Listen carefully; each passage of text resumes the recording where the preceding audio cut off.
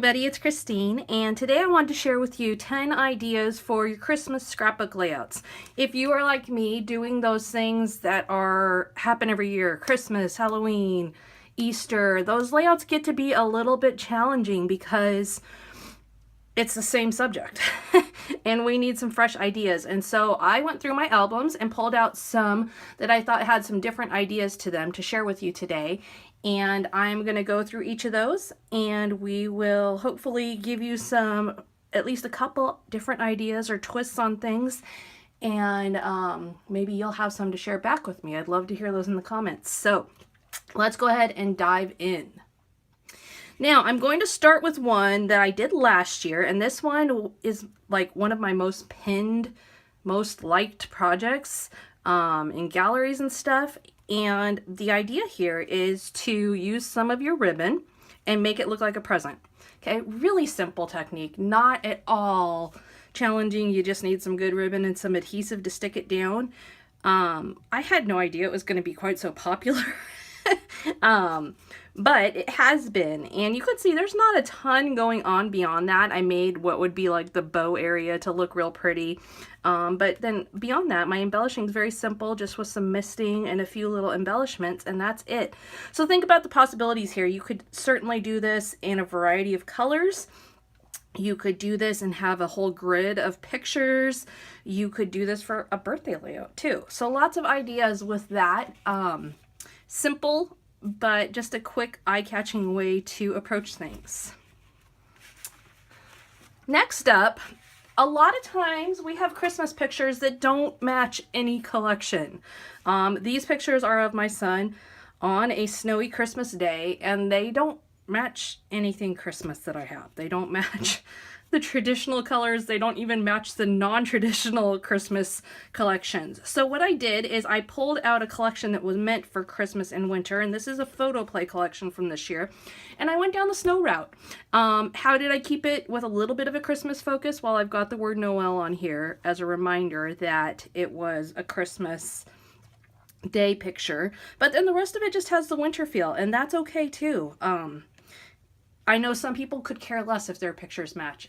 That is not how I approach things. I like the colors of the pictures to at least have some matching to the whole layout and the whole collection. And so in that case, if you're looking at your stuff and saying this does not work, dig into a winter collection or dig into a completely different collection and make a title that works for Christmas.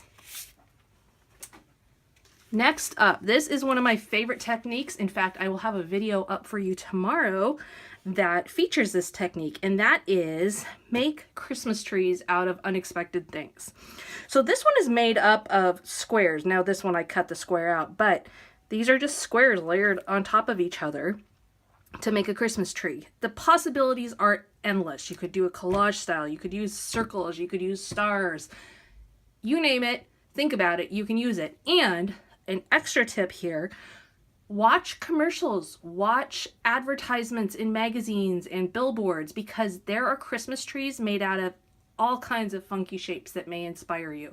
Just last night, I was at church, I saw something in a banner, I took a picture of it because I knew I wanted to work that into a layout somehow. So keep your eye out around you during this season for things that you could pull into a layout and make a really neat focal point. Christmas trees. It's where it's at, right?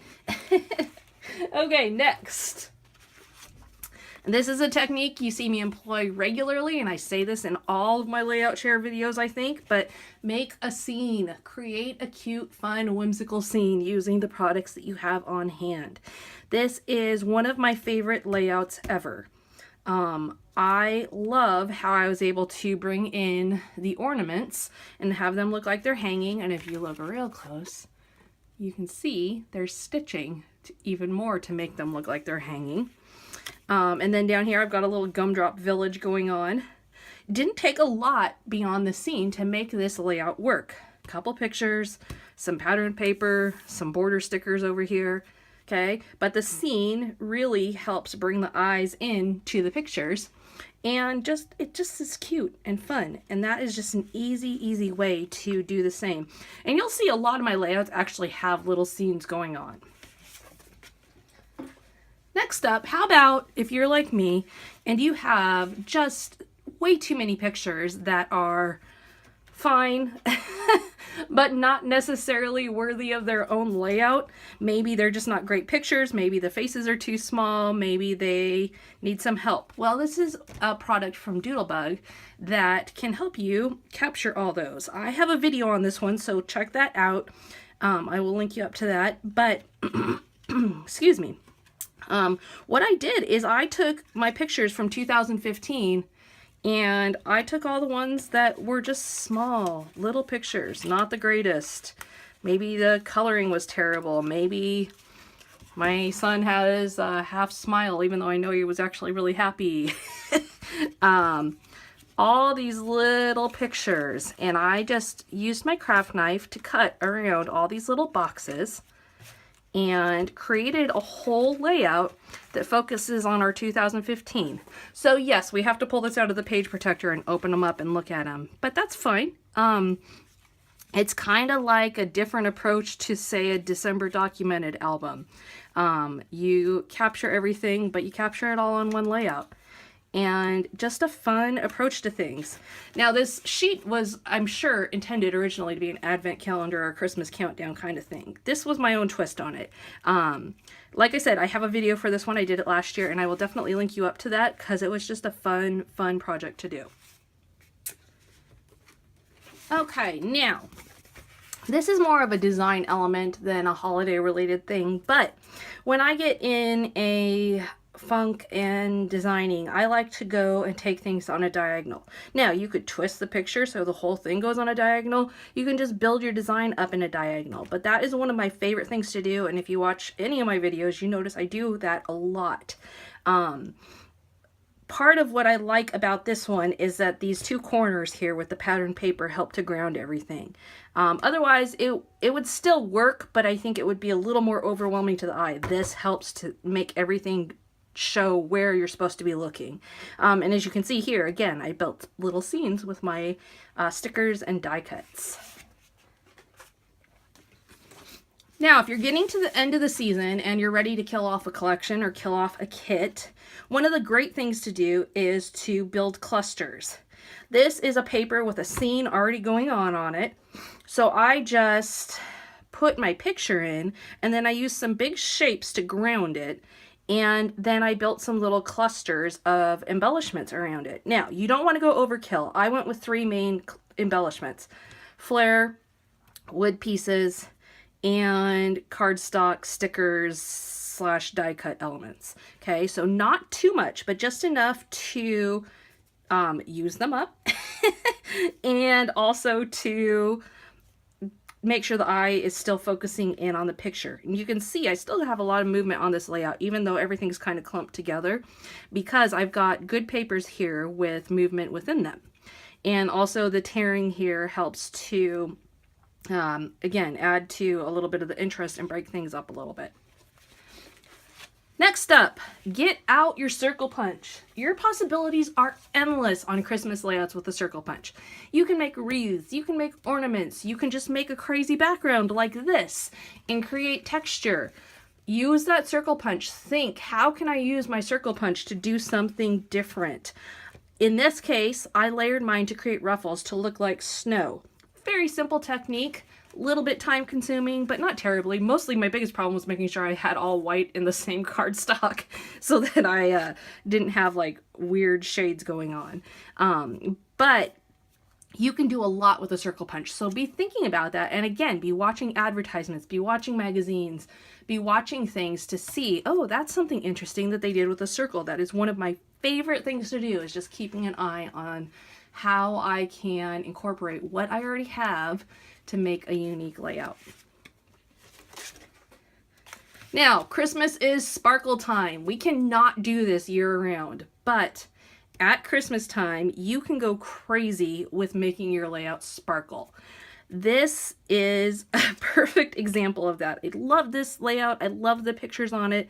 And my daughter's in her Christmas dress, and so I just went crazy with the sparkle. Okay, there is glittered background paper going on here. This frame was already glittered. The title was glittered. This was glittered.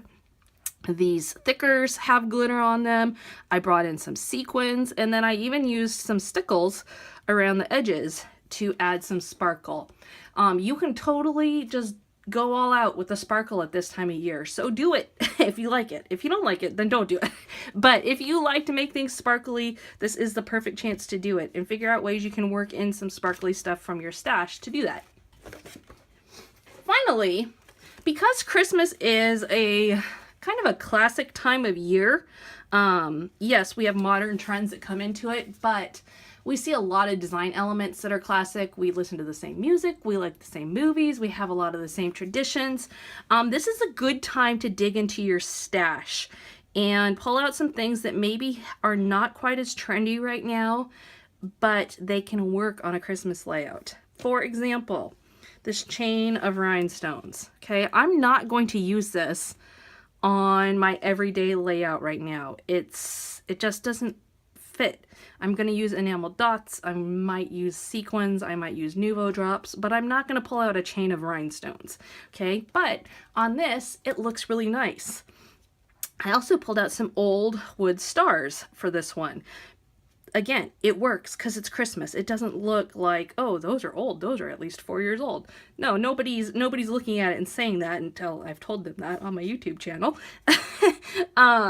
But it works. And part of also why it works is I've still got some trendy elements in here. The buffalo plaid background, the glittered tree here.